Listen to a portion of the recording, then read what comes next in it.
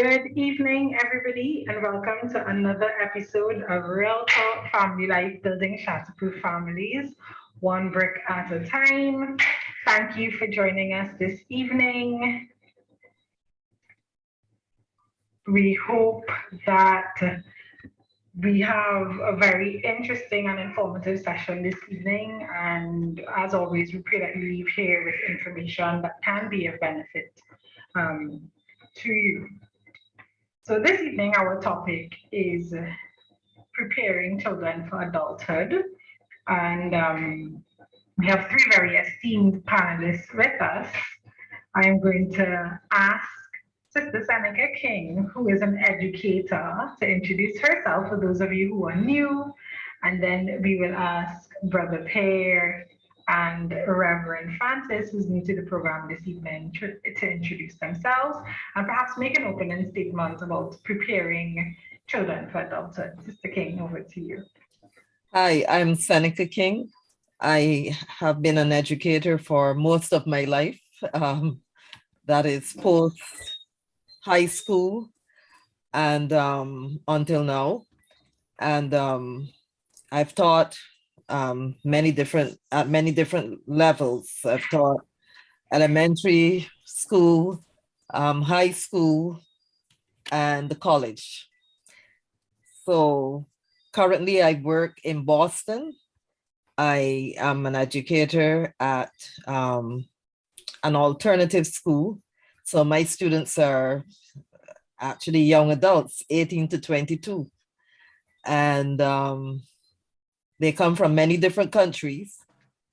And my task is to get them ready for real life in the USA. I'm also a very ardent Christian person. And I try to bring that into, not try, it's my life. So my life as a Christian is also, a part of what I do as an educator as well. Mm-hmm. You're muted. We look forward to hearing your thoughts and your experience, Sister Seneca, this evening. Brother Pear, an advocate. Yes. Good evening all. My name is Arthur Pear from Grenada, born, bred, and fed in Grenada. I taught for a number of years, right out of college, went straight into teaching for about 12 years, then went over into drug prevention, and I'd spent about 8 years there, and then I went over into HIV/AIDS prevention, and currently I am into disaster management. I also do volunteer service with the Legal Aid and Counseling Clinic in Grenada with a program affectionately called Man to Man. So I deal with a lot of men, and these guys are guys who would have committed domestic violence, perpetrators of domestic violence, and they go through a 16-week period where we try to reshape their thinking.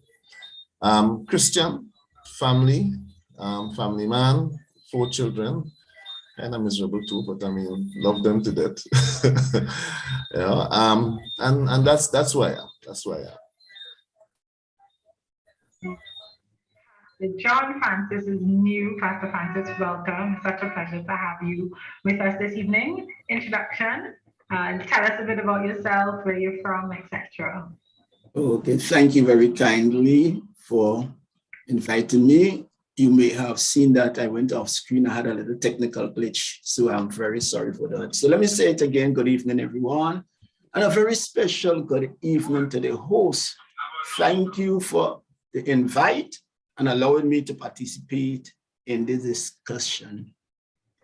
There is a game show on TV called 25 Words or Less. It's something that I watch. I'm using the same principle to see if I could give my background story in 25 words or less. I am Reverend John Francis. I was born in the beautiful island of Grenada, but have been residing in the lovely Twin Island Republic of Trinidad and Tobago for many, many years. I am the senior pastor of the People's United Fellowship. The People's United Fellowship is located at number 41 DB Road, Long Circular, St. James. I love dealing with family matters because it is close to God's heart, and it is close to my heart. I think I may have said it in more than 25 words. Forgive me. I praise it. That's acceptable as well. Fantastic. So we're going to jump right in to the members of the audience. Feel free to use your emojis, raise your hands and comment. Use the chat feature, I should say, for your comments. Raise your hand if you have a question that you'd like to ask. Our panelists are more than willing and able, I believe, to answer those questions. So I want to jog our minds on this program, not program, but a poem that, we probably heard at some point in time. Children learn what they live. And it says, if a child lives with criticism, he learns to condemn. If a child lives with hostility, he learns to fight. If a child lives with ridicule, he learns to be shy. If a child lives with shame, he learns to feel guilty. If a child lives with tolerance, he learns to be patient. If a child lives with encouragement, he learns confidence. If a child lives with praise, he learns to appreciate. If a child lives with fairness, he learns justice. If a child lives with security, he learns to have faith. If a child lives with approval, he learns to like himself. If a child lives with acceptance and friendship, he learns to find love in the world. So my question this evening as an introduction to the topic is, where do adults start in the process of preparing their young people for adulthood, bearing in mind what we've just heard in this poem, children learn what they live. Reverend Francis, I'm going to start with you. Okay, thank you. Thank you. Because children learn what they live, the preparation of young people starts in the home, but not limited to the home. Please permit me to quote what Dorothy, Norty, and Rachel Harris says in the same book that you quote from, Children Learn What They Live, and I'm putting it here. Not the same poem, but here's something they wrote in the book that caught my attention. It says, children are continuously learning from their parents. Your children are paying attention to you, perhaps not what you tell them to do, but certainly what they actually see you do. They continue. You are the first and most powerful role model. Parents can strive to teach certain values, but children will observe whatever values are transmitted through their parents' behavior, feelings, and attitude in everyday living.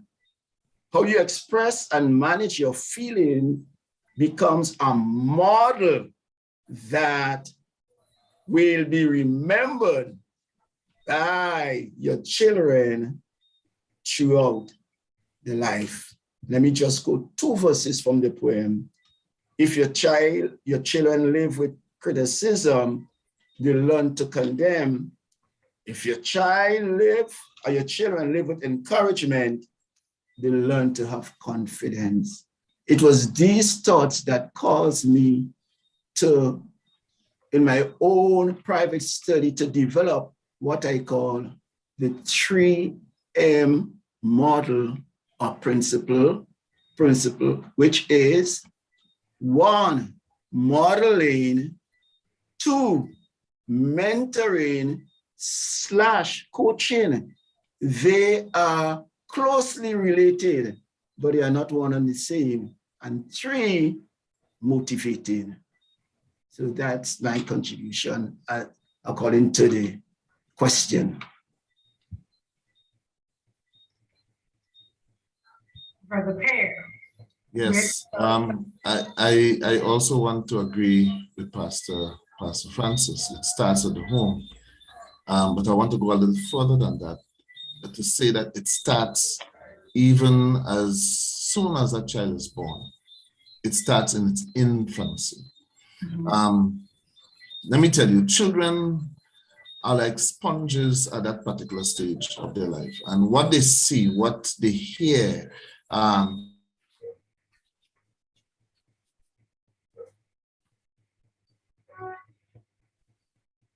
believe Brother Pear is stuck. So Sister Seneca, we're going to come to you until he's able to rejoin the conversation. I want to agree with both brothers that education of a child starts from the time the child is born. I would even go a step further and say, using one of the writers in my church, she says that the training of a child starts from in the womb. So you've heard about training from the womb to the tomb. Even the parents' attitudes and what they eat, how they sleep. And the science is confirming that these days, because scientists tell us that it's not only what's in the genes, but it is genes are not fixed commodities as it was once thought. Genes can change, and depending on what people eat, what they feed their minds on, their mindset, etc., these can alter genes. So I would say that a child's training should start from the womb. And certainly by the time the child is born, the training continues.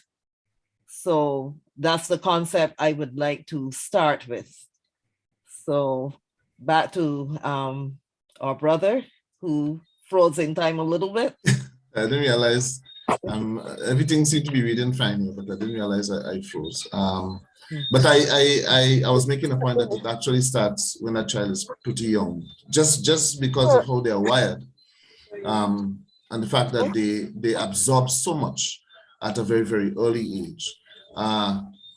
It starts also with socialization with other peers, with other children of their age.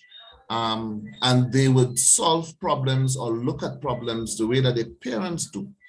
So for example, if you have siblings, the child might have a brother or sister living in the house, and you will always know that there is conflict between them, and how that parent deals with the conflict. That child would learn how to resolve issues among family and among friends. Okay. But let me tell you, children learn quite a lot at a very early age. As they grow older, they become a little bit more stable in the concepts and in the principles that they adhere to. So it is important from a very, very early age that good values and so are passed on to them. That they can communicate freely, they can express themselves freely, because all those are skills that they would need. Being assertive, being open, being frank, being truthful. All those are skills that becomes extremely important when they move on to adulthood. And if I may just jump back in, you would notice that well, three of you are parents. I'm not a parent, but I'm sure you could identify with this, that your children came with their own personalities from the time they came out of the womb. They had their own personality. That personality didn't come by happenstance. Not at all. That personality, believe it or not, was formed in the womb as that child was developing. And that personality came from the parents genetics, as well as the parental behaviors during the pregnancy of that, not the pregnancy, you know what I mean? Searching for the word, the gestation period. That those personalities were developed. So children come into the world with more equipped than we think they are. Mhm. And it is up to us then to help shape and manicure, as it were, that mind that the child comes with. If I should, can I come in here, Doctor? Definitely. As I looked on the topic and I studied it intensely, I wrote something in my notepad somewhere, and whoever told us that dealing and developing adolescents and shaping children's life is an easy job, they have not told us the truth. It is hard work, but it's not an impossible job. No, not at all. It's hard work, but not an impossible job. Children, yes, I agree, they come with their personality, own personality, but sometimes you gotta help shape that personality, because that personality could take them down a very, very dangerous road. And I believe that's, maybe I'm wrong, subject to correction. We lose a lot of children, not when they become adults. Correct. Correct. Them in that stage, that's a stage that must be handled with due care and attention. Yes.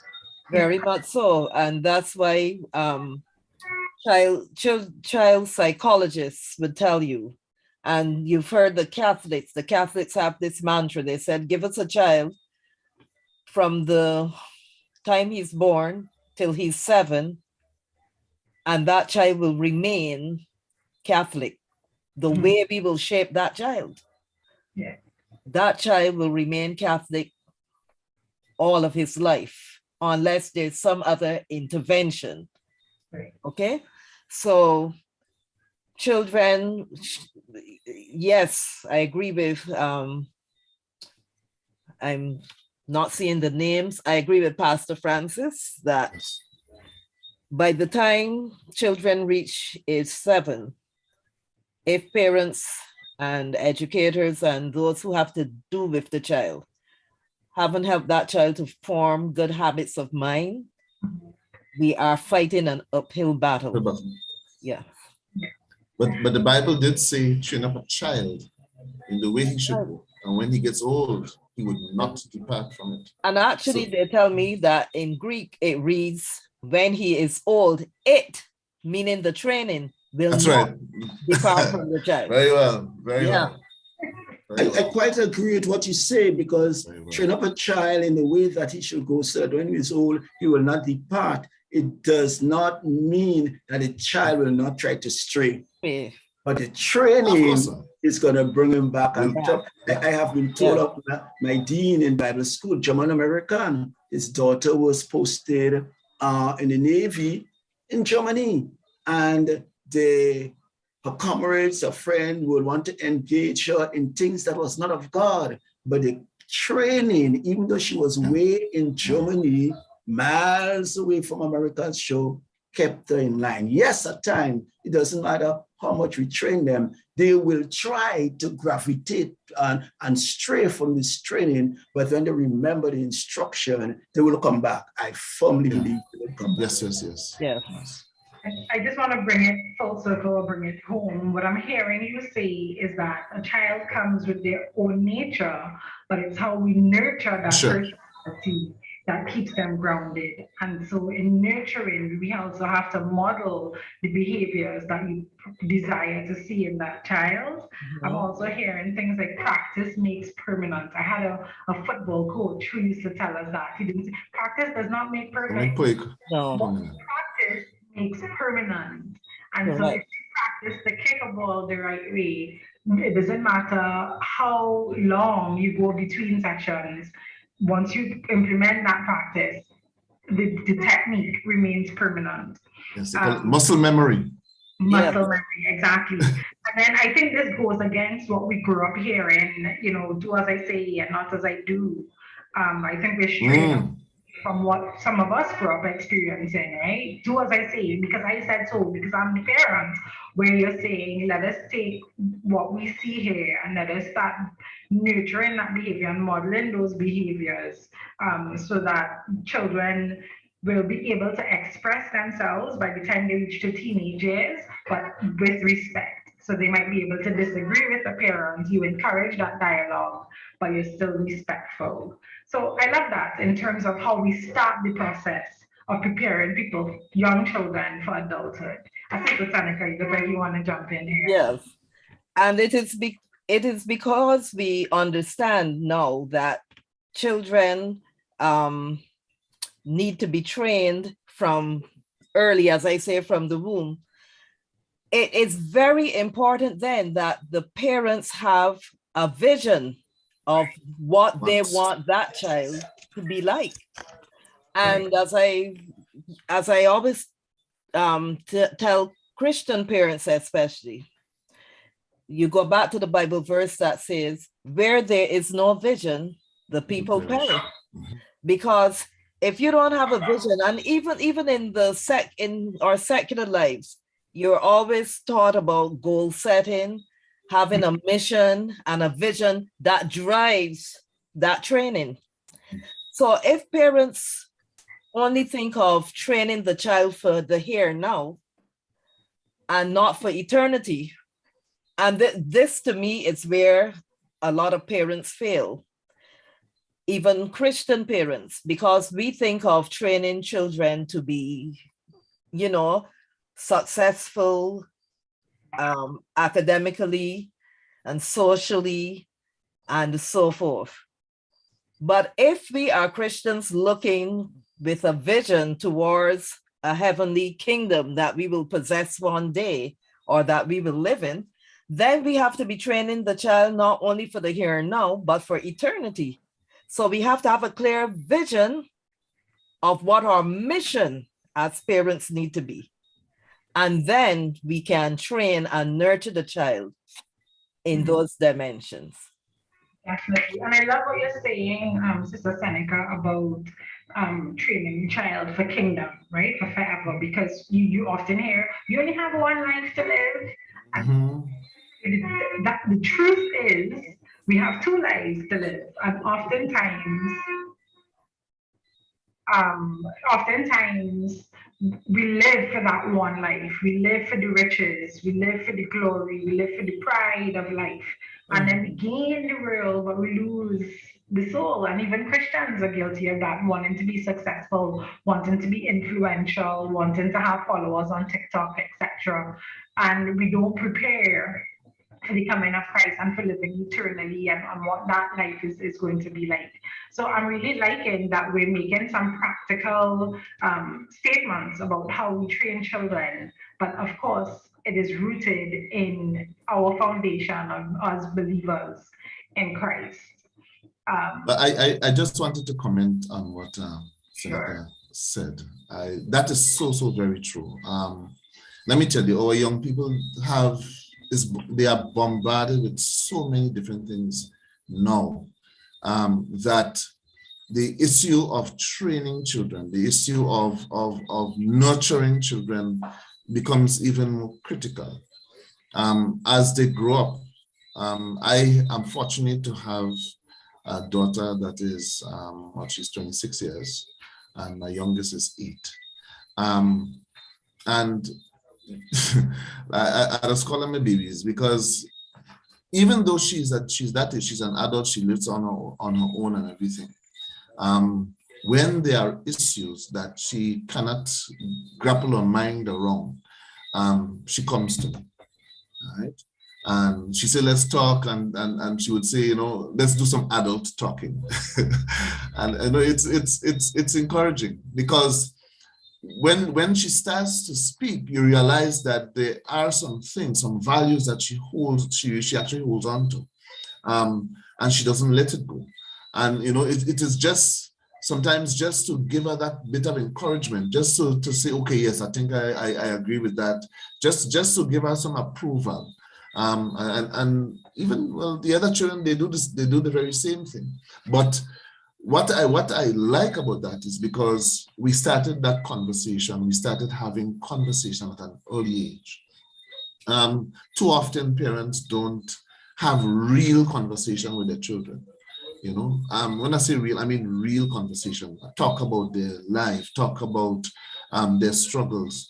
Children observe things, and sometimes we try to behave like if, you know, this is adult world and that's children world, and we try to separate it. But we have to, if they are part of the family, they have to be involved in the issues of the family, for them to have that sense of belonging, so that when they are in a group or when they are involved in something, that they are actually involved in it in a meaningful way. Just another story. I have my son has, they have a number of friends. So, you know, just on the vacation, we went to the beach and all that. And one of his very close friends is actually going blind, right? And this young man is going through bouts of depression and all of that. And he came to me on a few occasions and said, look, Daddy, I don't know what to do. I don't know how to deal with that. You know, but I said, he's still your friend. You need to encourage him. They're planning to go on the beach, and he said, look, I don't want to invite him because, you know, he might feel, and he actually came to the beach and they had a very, very good time. Needless to say, the story ends well in that somebody is now looking to bring him abroad to see whether they could do an operation to fix his vision. But what that tells me, that he was so involved in the life of his friends that it actually, you know, he was able to empathize, and he was deeply concerned about what's going on.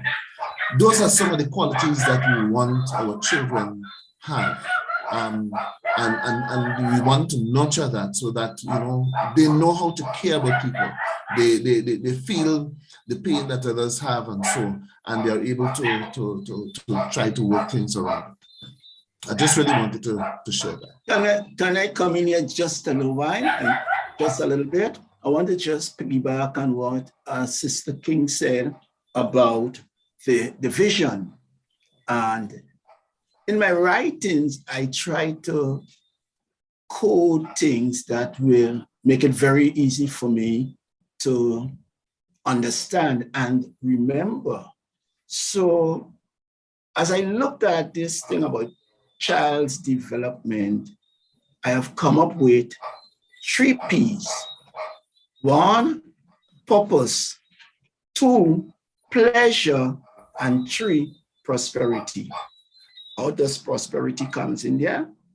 Purpose, we must be purpose driven. We must know why we are doing it. Purpose is the why. Pleasure is the how.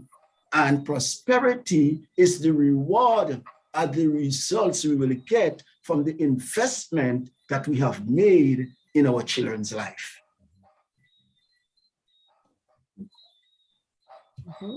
Yes. Okay. Thank you so much. And I think that really segues into the next section. I'm going to read a snippet of an article on, you know, preparing teens for college and adulthood. It says that what makes the difference with promoting, you know, those children with empathy, as you spoke about, Brother Pierre, and kind of reinforcing what you said, Reverend Francis, about pleasure, purpose, pleasure, and prosperity, is that training, modeling, disciplining by parents in homes before the children go. What we impart to our children in our speaking, in our listening, and by our example makes a huge difference to them. If we teach them to see every aspect of their lives under the lordship of Christ and to take initiative, assume responsibility for their actions, accept correction, work and study as unto God, persevere in their commitments, live from biblical convictions, mature faith, sustaining relationships, and be faithful stewards of their time, talents, and treasure, with joy and laughs, they can thrive even as they leave for college and beyond. So I think this is such a good summary of what we've discussed thus far in terms of preparing children for adulthood. So in terms of, we've been kind of theoretical, touching on what the Bible has said, linking it to some practical examples. So the question I have for the panelists now is, what tools are available to parents to prepare their children to adulthood? And Reverend Francis, I'm going to come to you first, because in preparation you were talking about modeling, mentoring, and motivating children for their lives as an adult. And how do we use that 3M model as a tool to prepare our children for adulthood? Okay, we have all agreed that there are other things. Again, this is where I follow one of the Miles Monroe Principle.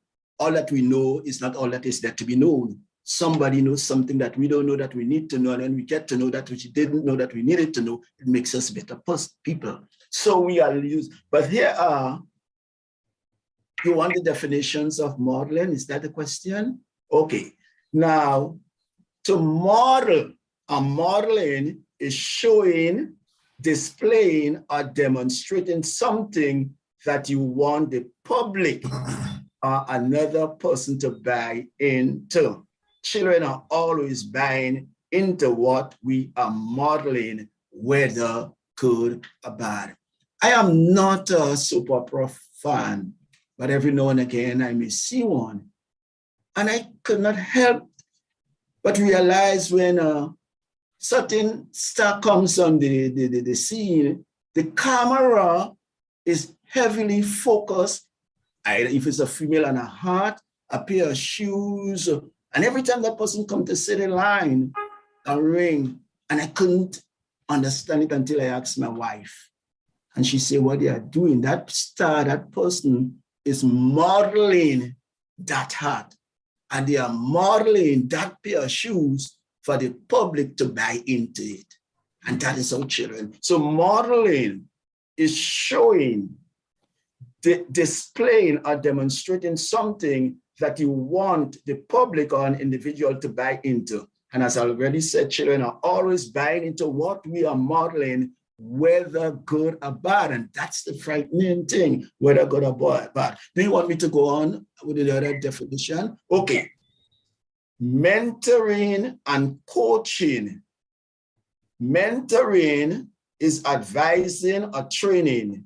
Training intensively by way of instruction and demonstration. So I've said in my preamble that mentoring and coaching, they are closely related, but they are not one and the same. Coaching is goal setting and asking provoking question to help determine answers and create plans in alignment with the goals. Move on. Do you want me to move on? They are closely related, but not the same. So the difference between mentoring and coaching, mentoring is telling, sharing in experiences, giving of advice, and removing barriers and providing exposures. Coaching now is asking. Coaching, question a person. Coaching, questions can be asked. How can I do this differently? And answers given that will assist the persons in doing the thing the way it should be done. And the last one, did we mention motivating? Yes, motivating is creating an environment to encourage giving support, building confidence, and providing positive influence. It's just in brief. And so what I like about this, before I go to the other panelists, is that we see the transition where we have to have the hands-on approach as children go from infancy, say, to pre-adolescence, etc. But when you start talking about modeling, when you start talking about mentoring and coaching and then motivating, I mean, those happen throughout. But then as an adolescent, You want to be heard, and you also want to hear experiences. Oftentimes, the young people in our church will say, y'all never had a life, these stories that y'all come up with. And what I find so interesting about that is that when I was a young person in church, I was like, they don't understand, like they don't know the reality here. And I had found that I'd never be like that. So when you hear young people now saying, y'all old man, y'all don't know what's happening, or I listen to the conversations of the teenagers saying, we try to explain this at a particular gathering, and they were like, no, we had it hard. And it was this comparison as opposed to listening with empathy, as opposed to sharing experiences and teaching lessons. You kind of see that mentoring and coaching is sometimes missing in the home and even with other spheres of influence for young people. And then I love what you said about motivating and encouraging and building confidence. The same article that I had quoted from talks about how young people now lack empathy. It's everything now. They're quite selfish, and it says that we've not been doing that encouraging and that building of confidence in the young people that we have today. And so you see some non-desirable or some undesirable qualities creeping in to our young people as they go into adulthood. And so we wonder why there's so much rage on the road, or why we have people who are so vexed in spirit.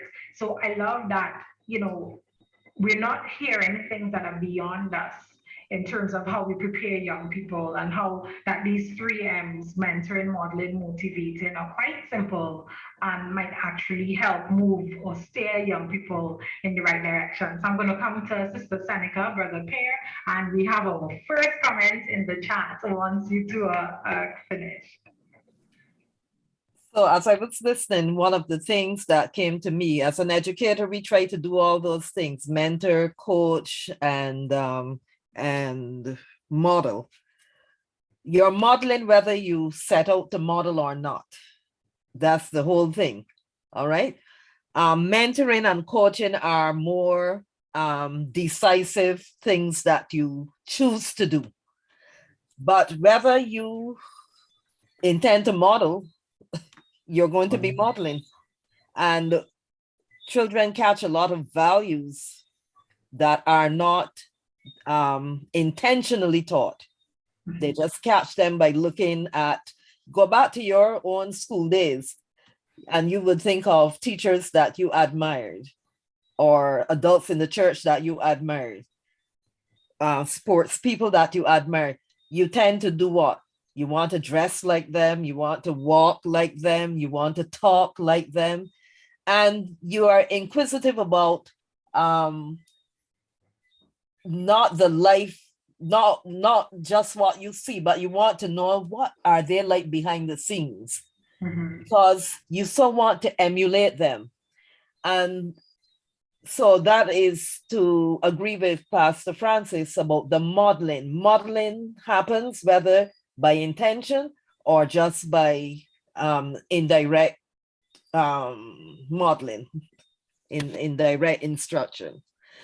One of the things as an educator that I try to do, and that can be helpful to parents, you want to help the adolescent understand him or herself better than they do.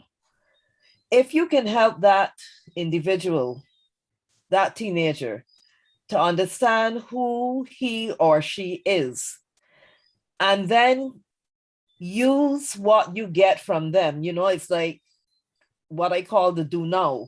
When I walk into a classroom, before I teach anything, I always want to find out, what do these students know about this topic? Because we often assume that they're like empty slates that we will fill. But that is never the case.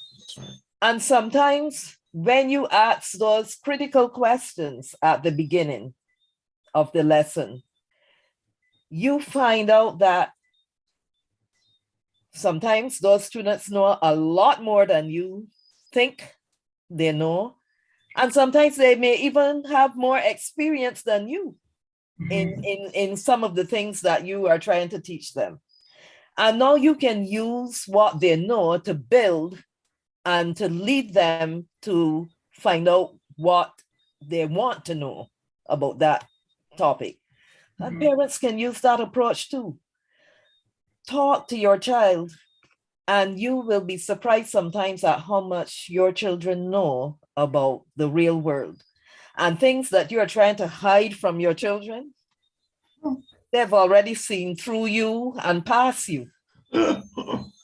You know, so sometimes when you are thinking you're ready, when you are talking to them and admonishing them, you're really forming the fool, and they're laughing at you and saying, "You must think I'm daft," you know.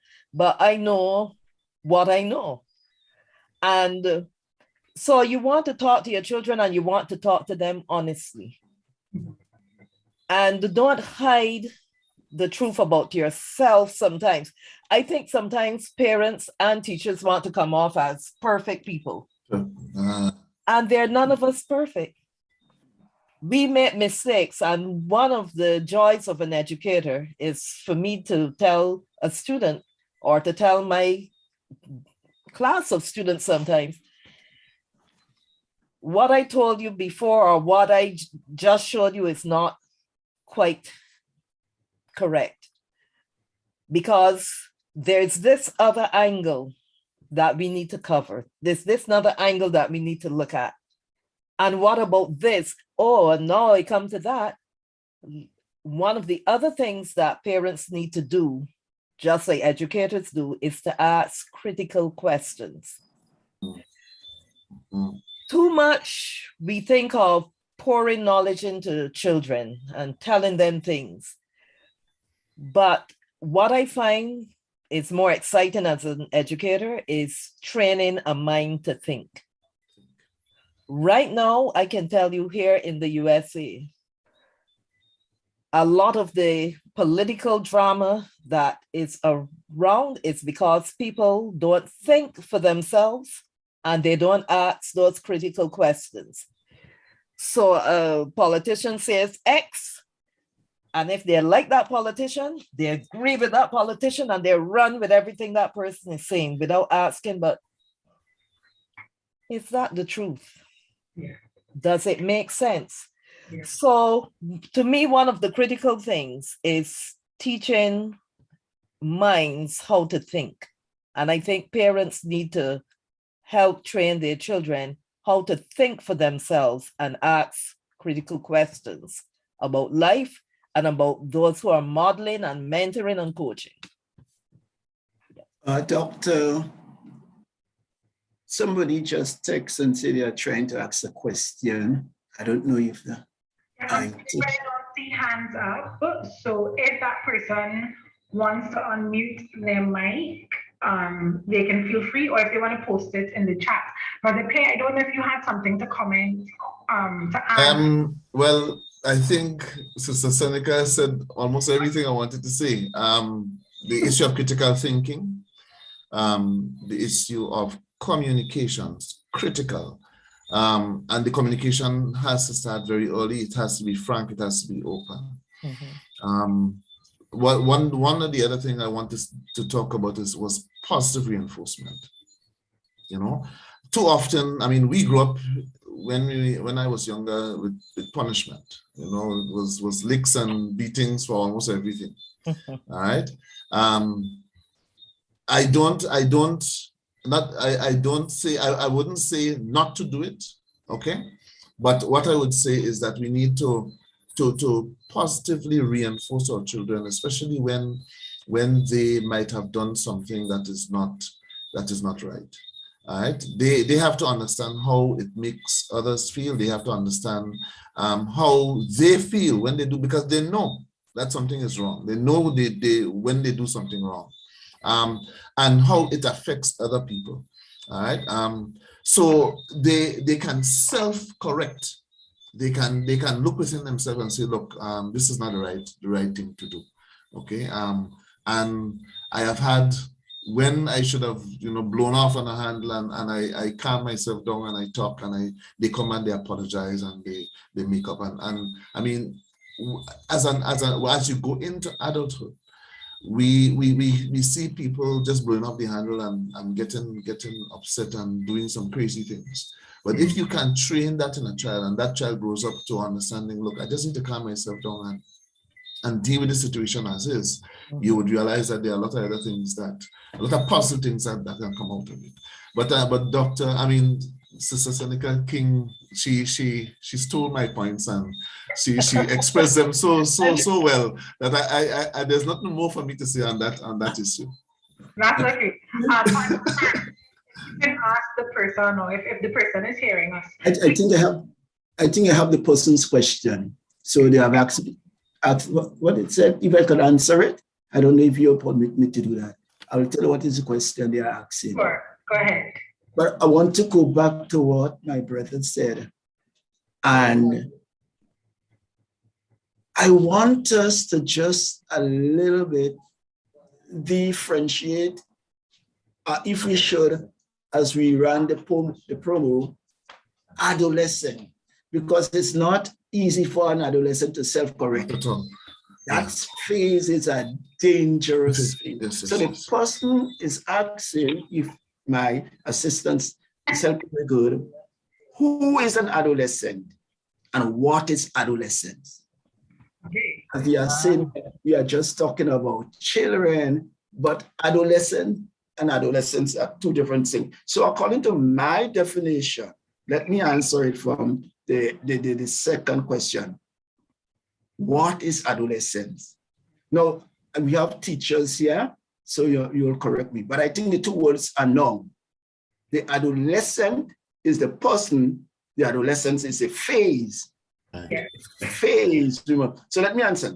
Adolescence is the phase of life between childhood and adulthood.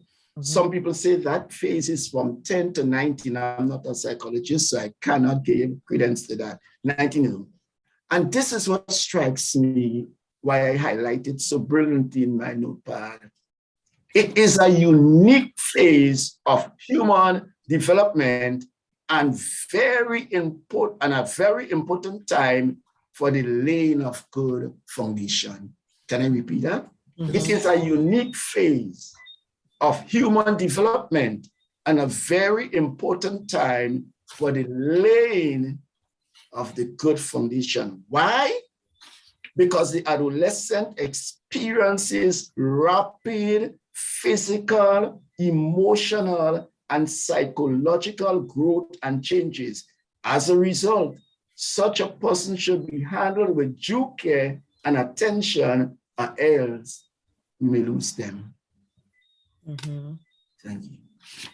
Yes.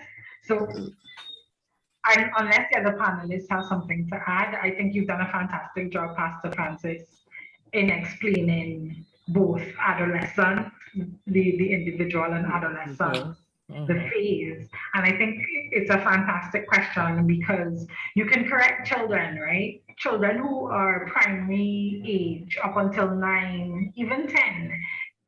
Parents are their everything. They look up to mommy and daddy. But when you enter that adolescent phase, you're beginning to have your own development, right?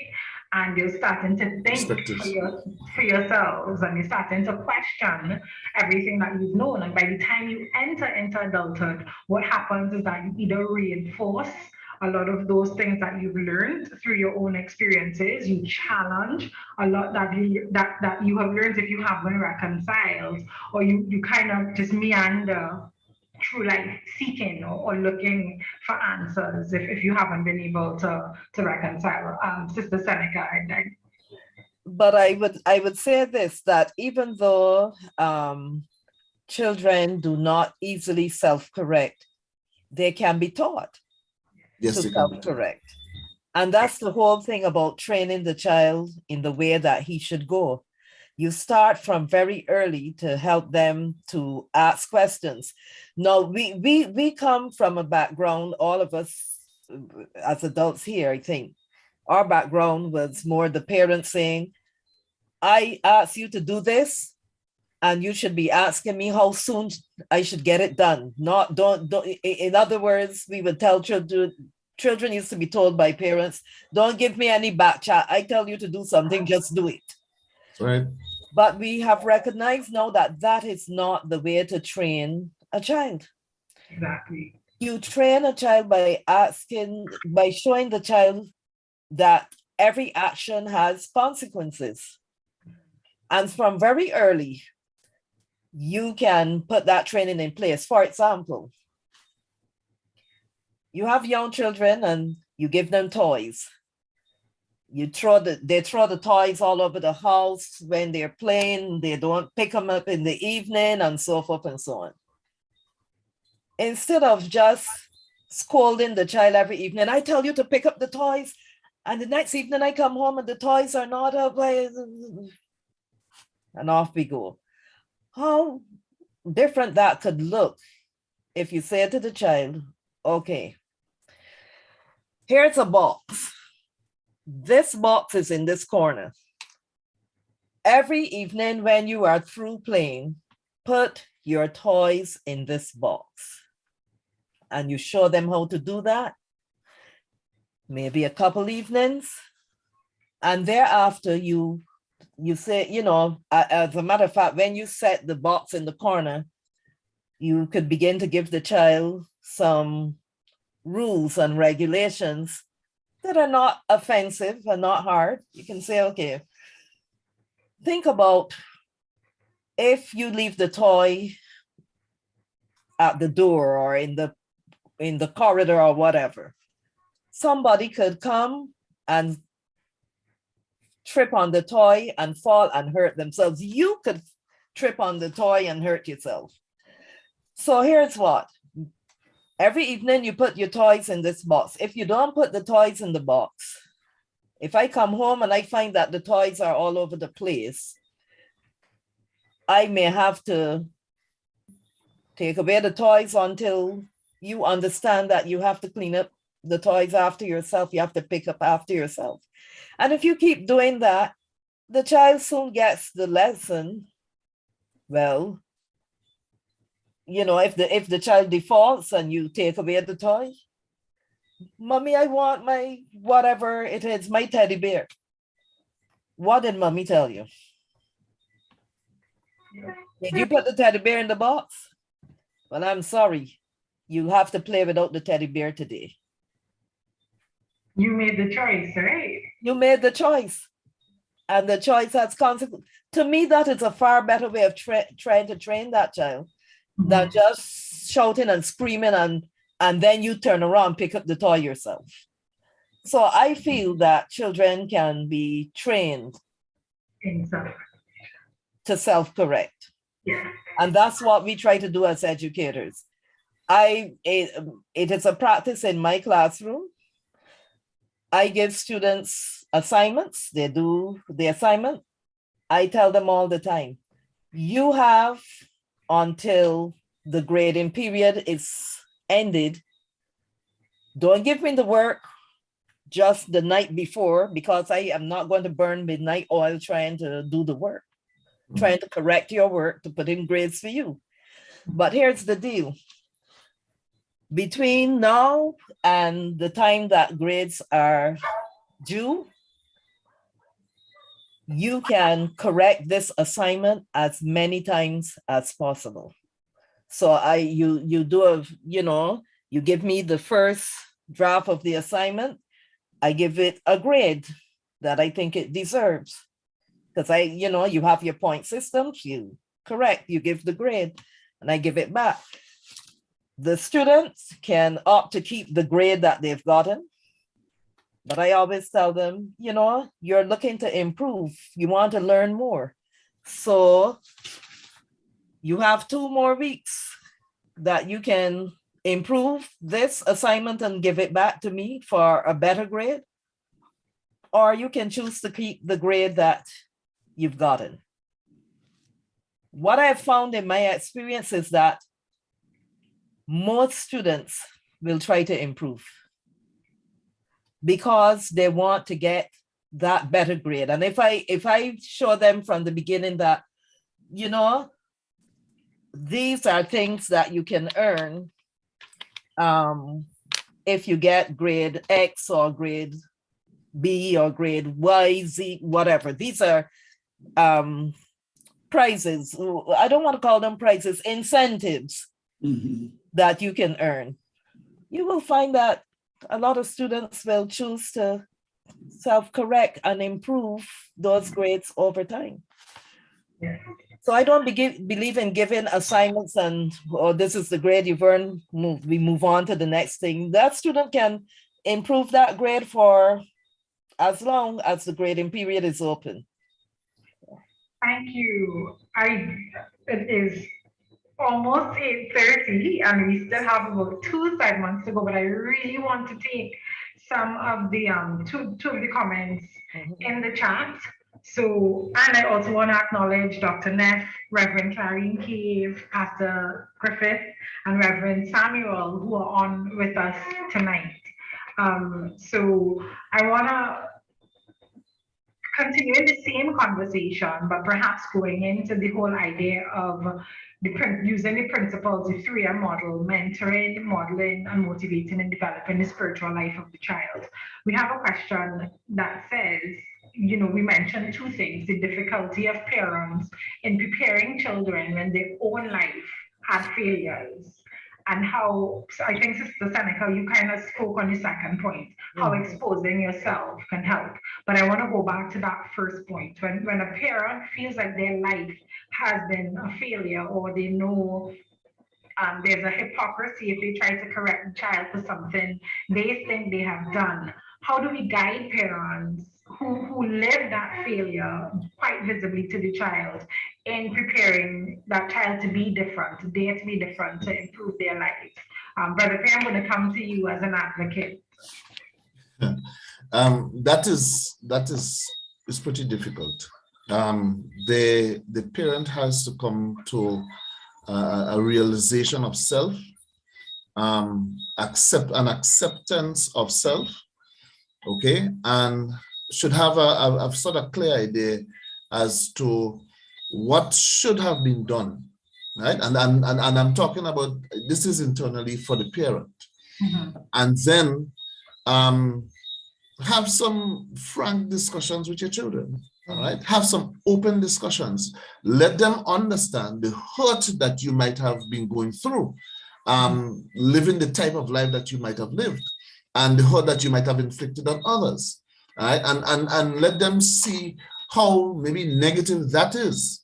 And the fact that they have the opportunity now to not necessarily walk the same road, but to make decisions, better decisions, so that they can move forward. But it has to start with the parent. It must start with the person understanding that they have made the mistakes, and it has costed them. And you don't necessarily want your children to have to go through that sort of experience.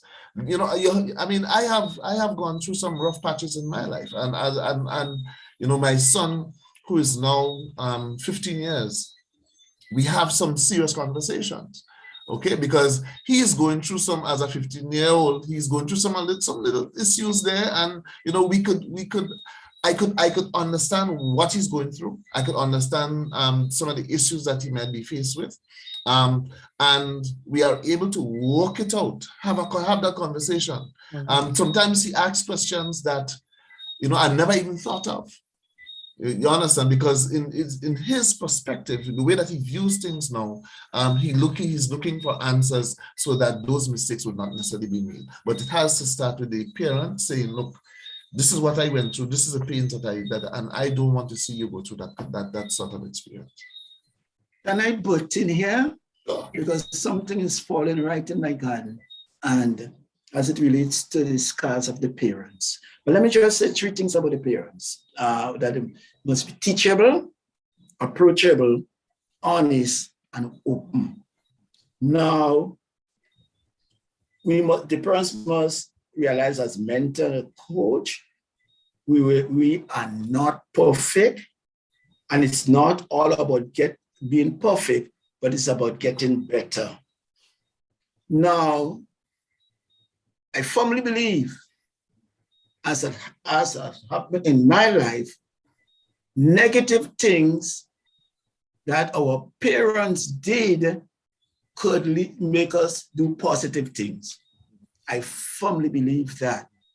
Now, the scars of my mother's past vice, and I'm not saying she was a street person, not just because the scars that certain thing has left on her helped me to shape my own life.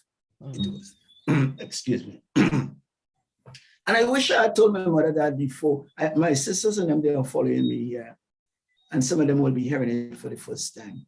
I wish I had told my mother when she unrobed, not physically, figuratively speaking, and I saw the scars of what have 6 children without a man in a home has done to her. And I don't want to get emotional here. How she had to go up to the mountain.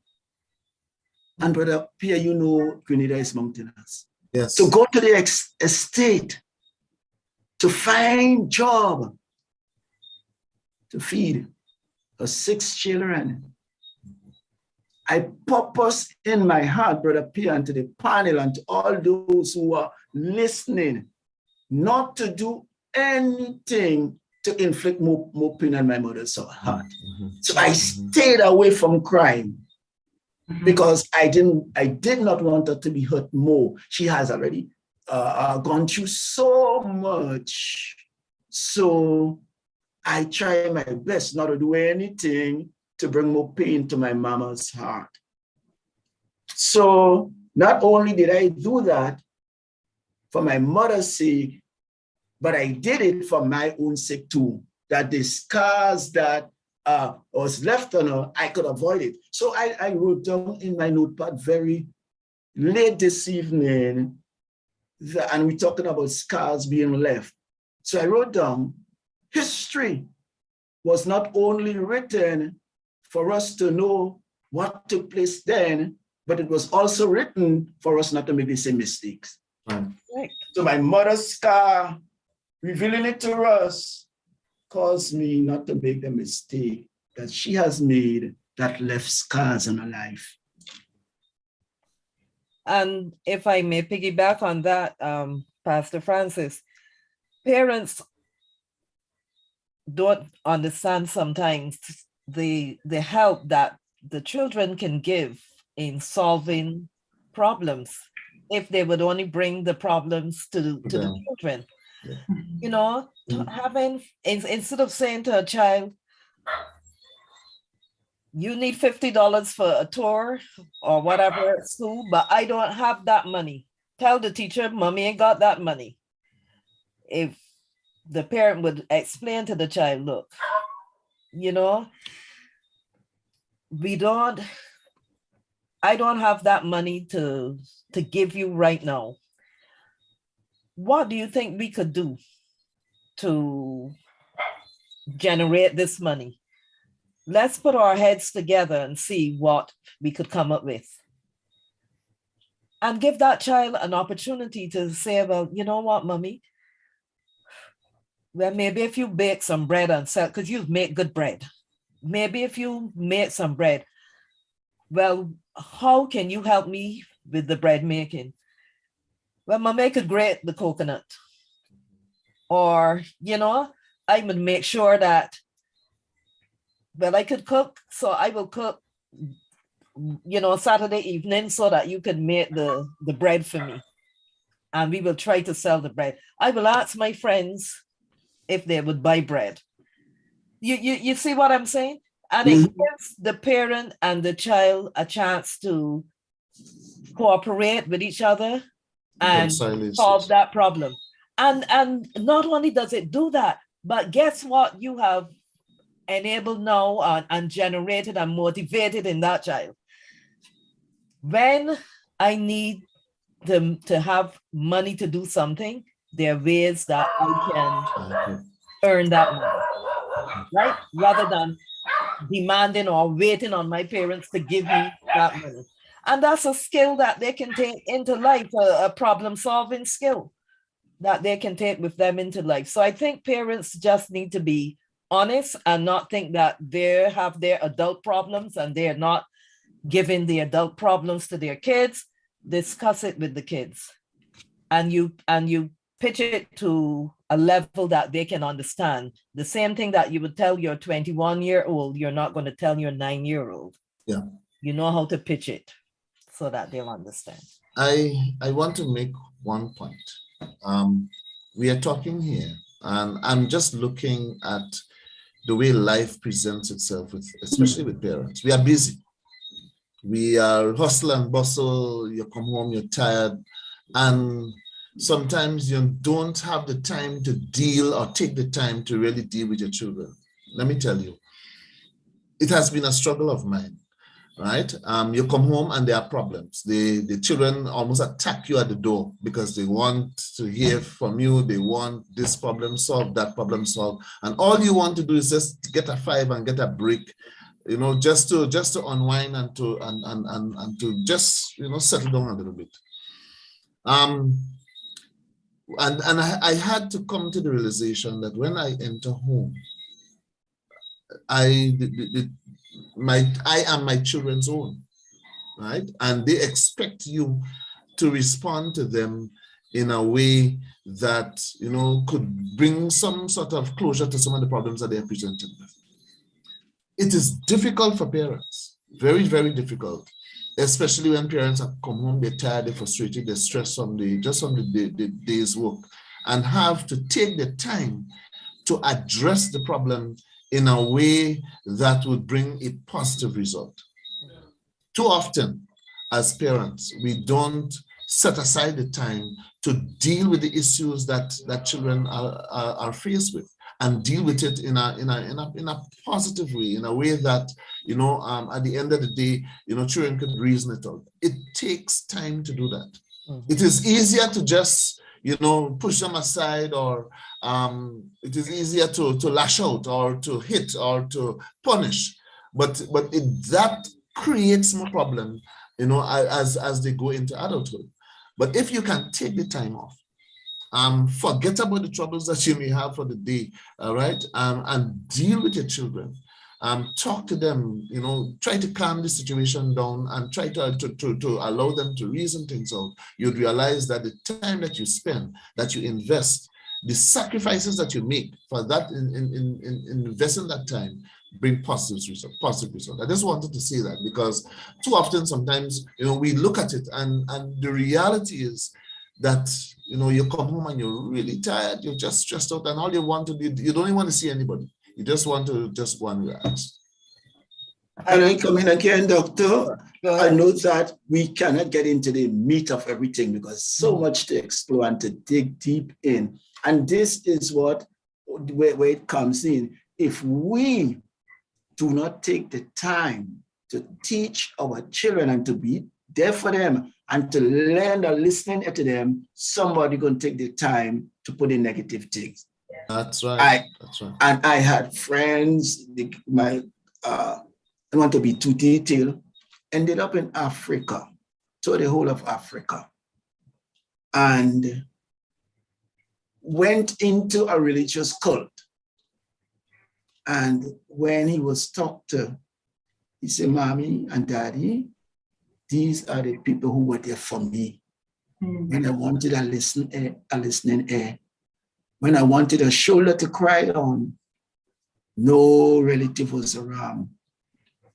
And these are my brethren now. These are, because they showed me, and I'm quote unquote love, and he gravitated to what they showed him. And this is where in the development, the developing of our children, this is where the 3 P's come in.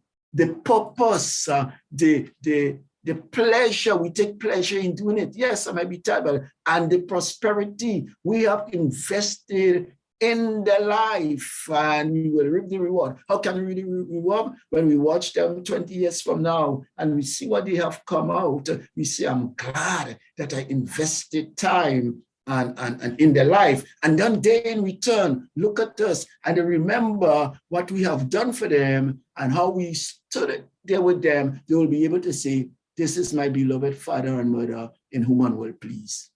Yeah.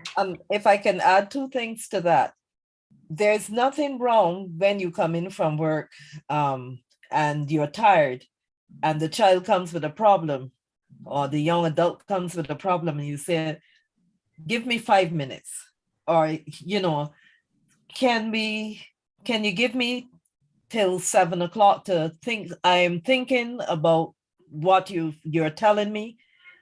We're going to discuss it before we go to bed tonight, but I need a breather. Give me 5 minutes and I'll come back to you, right? So that you create that little time to de-escalate, not de-escalate, detox. To unwind everything, yeah. To yourself. And then the second thing, Pastor Francis, I wanted to add, this is why in Deuteronomy chapter 6, I think, and maybe chapter 19 as well, you're told, talk to your children as they lay down, as they rise up, as they go out. It doesn't always have to be a formal talk. Yes. But and here again, I see a lot of modern day parenting things that I think could be improved. Like you come in, everybody's tired. You collect the children, you come home, they're tired. You may set them to do their homework while you are preparing the meals and so on. But sometimes I think we forget that we can get those same children to come and help you in the preparation of the meal. You chop the vegetables, I do this, and as they're doing those things with you, you talk to them, and you could talk to them about their schoolwork, their social life at school and so forth and so on. And that is where you get to pass on a lot of values that are not being directly taught, but they're being caught by the kids because you're talking to them as they do the chores of living. So if I can just ask the participants to indulge us, right? We have so many more points that we need to discuss. And clearly we're not going to get to it tonight. So I'm asking that we take the time, thank you panelists for making that phrase, so that we can take time and just speak about where we are at right now, and perhaps do a part 2 to this session where we talk about, the church's role in assisting parents and how we talk about spiritual independence and financial independence. At the moment, the chat is saying very important points. Parents have to self-disclose in order to guide their children, and that the discussion is a powerful one. So I think we need to follow our own advice in taking the time. And Sister Seneca, I want to come back to you because when you made the example about baking bread, I was like, that's so simplistic, right? But there's so much truth in what you were saying about having children problem solve with parents and not, as Brother Pierre saying, the temptation to just lash out or to just give the answer, because we're doing children an injustice when we do that. So I want to reinforce that point about it may look funny on the outside or it may sound unrealistic, but that's what we are as Christians, right? Peculiar people. So we're to look different. And so just to touch on financial independence a bit, and how we prepare children for adulthood. As you were talking about that, one of my daughter's friends, I remember, I think they call him the sock man at school, because he would sell socks and other things to make money to do what he has to do. And I think sometimes, children want parents to give them everything, or even parents, we want to give our children everything. We don't want them to do stuff. We don't want them to feel hurt, etc. Are we being disingenuous when we don't ask the children to say, come grate some coconuts and help me bake bread and take it to school? Is that something that's old fashioned? Is it something that we're not supposed to see in modern society? Can you talk to us a bit about preparing children for financial independence and how that may look differently to culture right now when there's this expectation that parents should give children everything? I can jump in here. One of the ways that my mom taught us to be financially independent. She would give us, like, I think it used to be 5 cents at the time. That was our weekly allowance, 5 cents. But, as a matter of fact, I think it started off with a penny. I remember a penny. But she always taught us about tithe paying. So even though it would look silly to us, we would get this tithe envelope from church. And my mom would say, well, I gave you 10 cents, or I've given you 5 cents. 1/10 of that belongs to God. And she would make us put the 1/10 of it in the envelope and mark it. And we used to feel so proud when the orphan plate came around. Sabbath, we put in our envelope with our 1 cent in it, or whatever we put in. And she would say, and also you need to give God an offering. So not only the tithe, but the offering. And simple as that may have seemed back then, that's what I have taken into my adulthood. So that when I started to work and earn real money,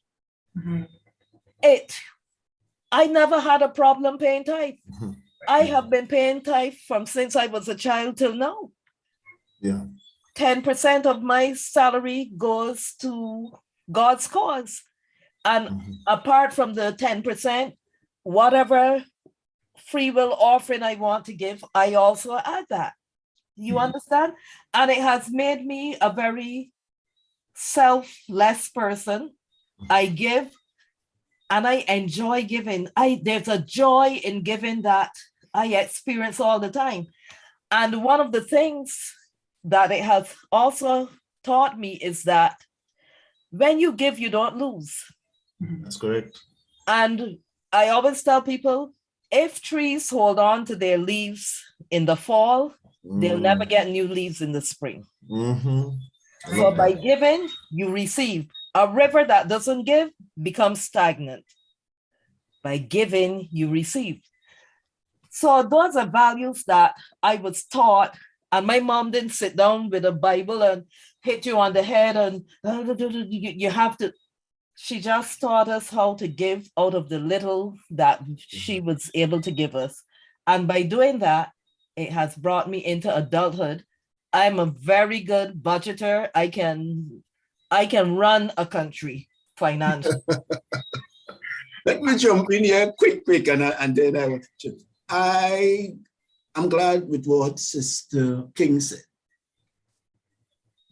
How do parents use the principles of monitoring, mentoring, and modeling, motivating to develop financial independence in the child or children?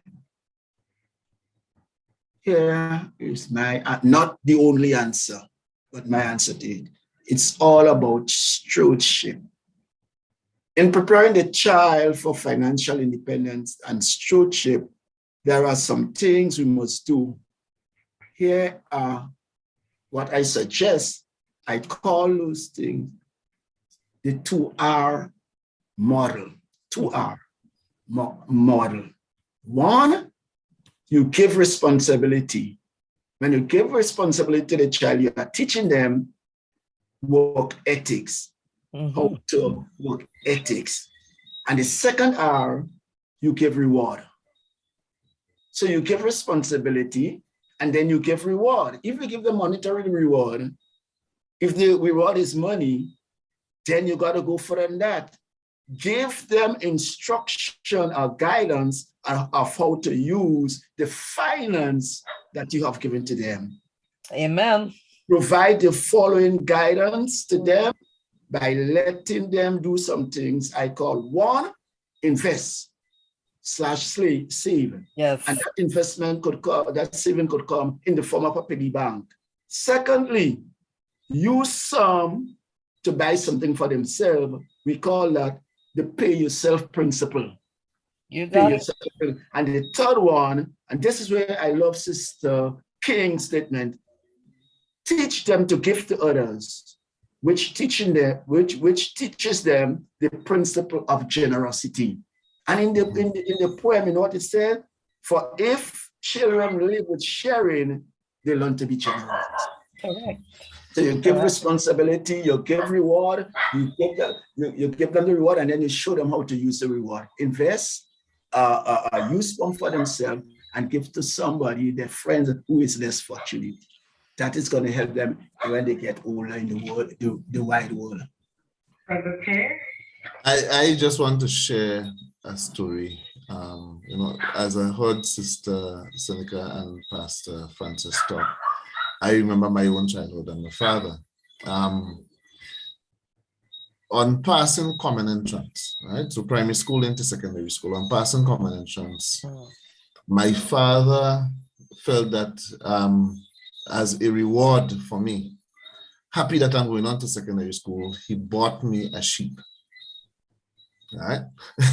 But I expected something, you know, I mean, a little bit, he bought me a sheep, right? Now, when I saw the sheep, I was a little bit disheartened because I know, I mean, we grew up basically on a farm. My brother had sheep and all of that, but this sheep was mine, a female, a ewe. So that was my responsibility.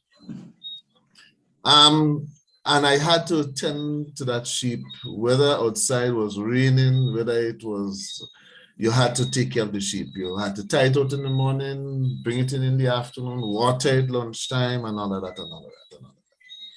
And it was a difficult task for me, right? But that was my responsibility. A reward in a responsibility, or a responsibility in a reward. What is even worse is that when the sheep, you know, gave young ones, wasn't 2. It brought me 3 young ones, right? 3 young ones. So I had now 4 animals to take care of. So the responsibility grew, right?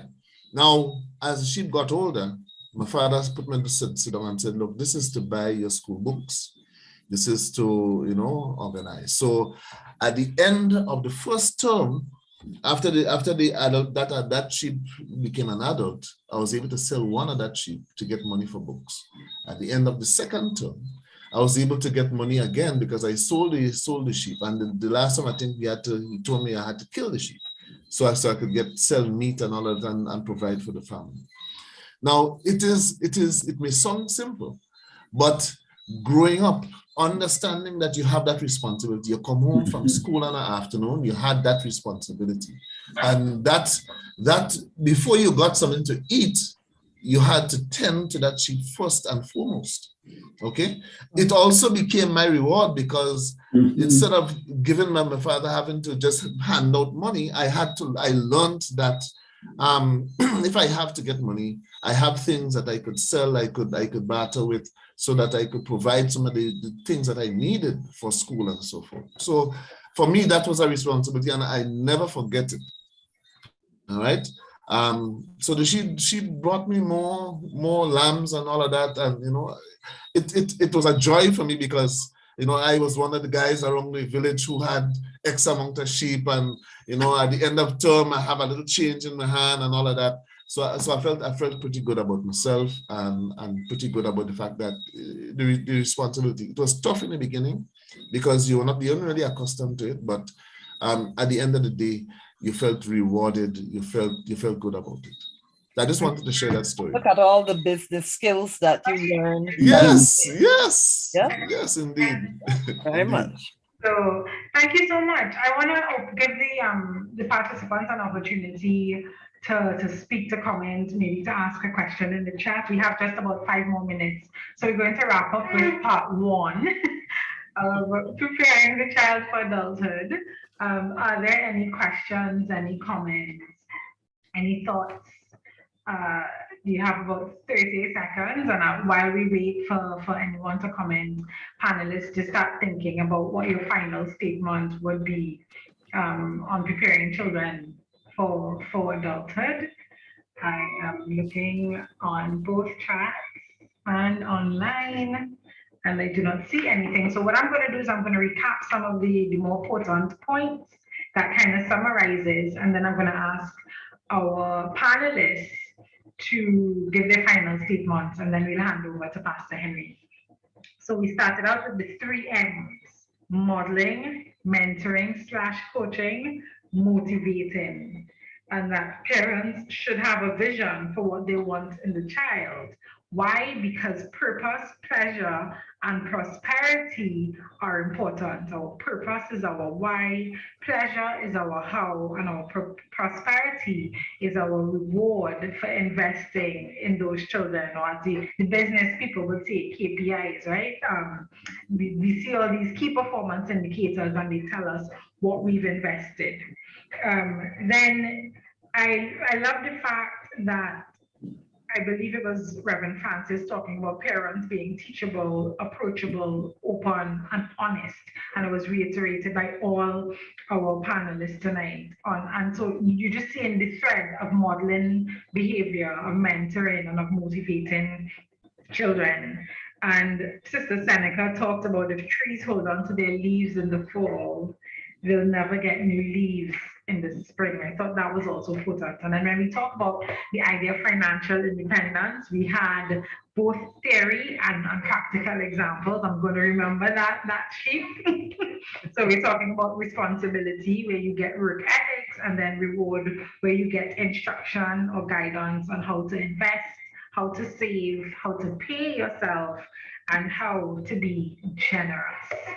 So panelists, final words on preparing children for adulthood. Okay, seeing that I was here for the first time, let me take my exodus first. So I think it's something that I have already said, but I just want to leave it to reinforce.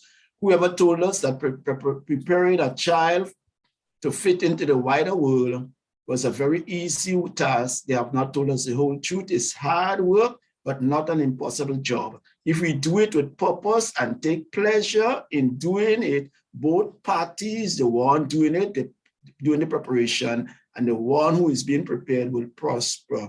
In closing, I want us to keep in mind and ponder on the 3 M's: model, mentor, and coach, and motivate. Thank you. May God bless us all.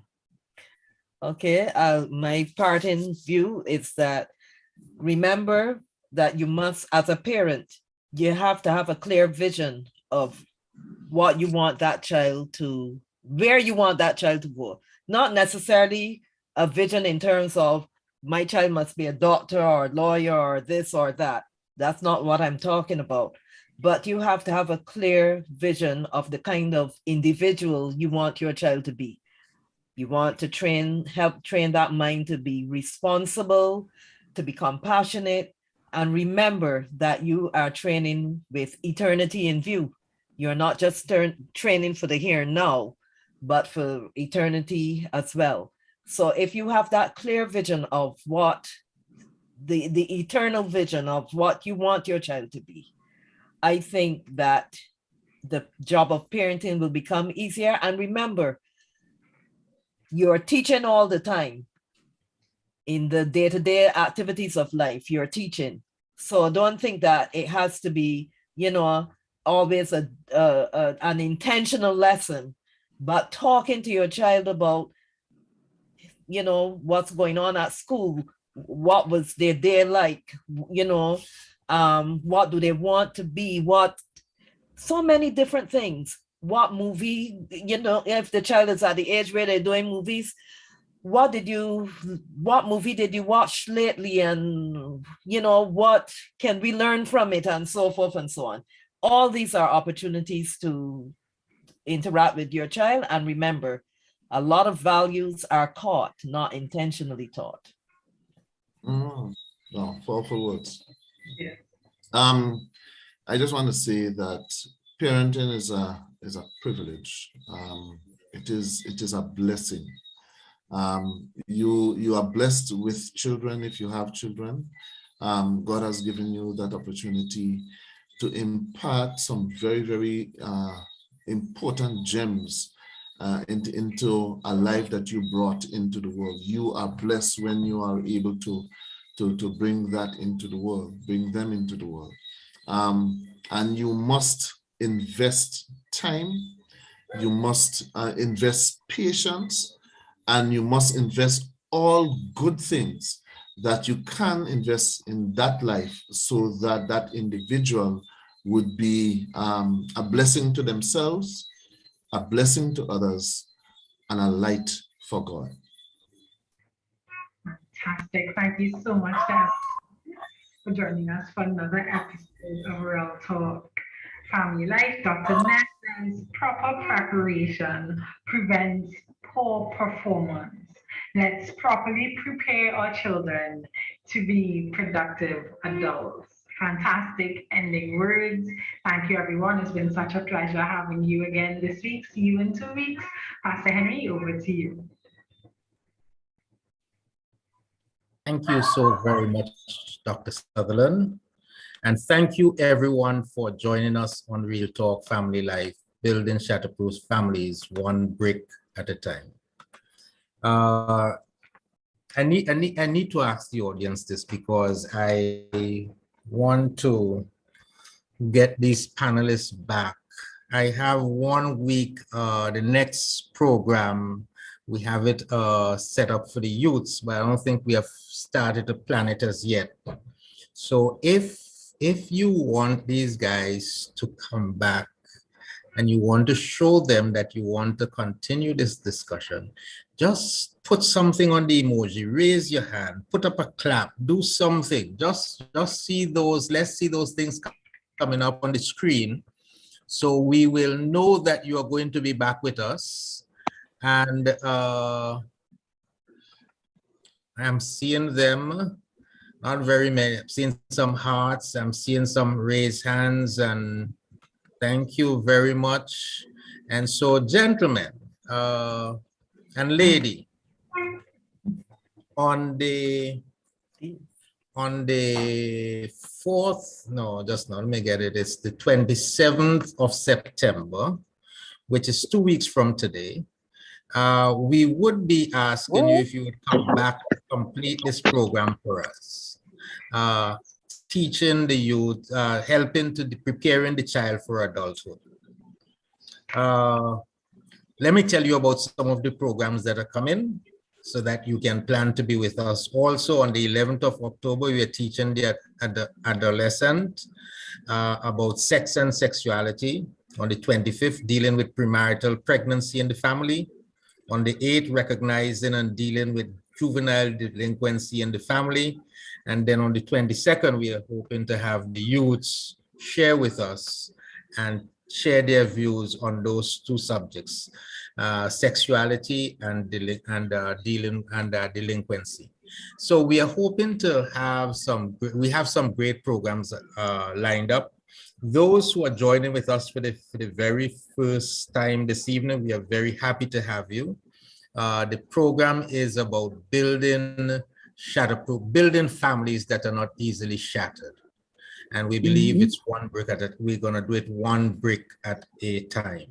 So thanks to Pastor Griffith, I'm seeing Reverend Samuel, I'm seeing Sister Juliana Wickham, they're all pastors, and they're joining us this evening. All the other special guests, and Reverend Clarine Cave, and all the others who are here this evening. Those who are here for the first time, we are blessed to have you, and we look forward to seeing you next time in our program, Dr. Patricia Neff and all the others. We didn't see a lot of comments this evening, and when you didn't get a comment from certain people on a program like this, you know you have to have a second program. So, Brother Reynolds, we are waiting for your questions for the next program. Amen? And all the others. Lord bless you, Reverend, and have a blessed and wonderful night. Dr. Sutherland, thank you very much for your great job in hosting the program, and to the panelists also. Lord bless you. Good night, everyone. Thank you. Thank you. Good night. Bye, everyone. Good night and goodbye. Good week. Good night. Rest of the week. Good night, everyone.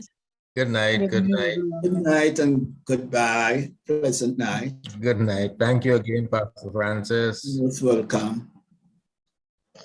Good night. Good night. You can stop the stream, Pastor Henry.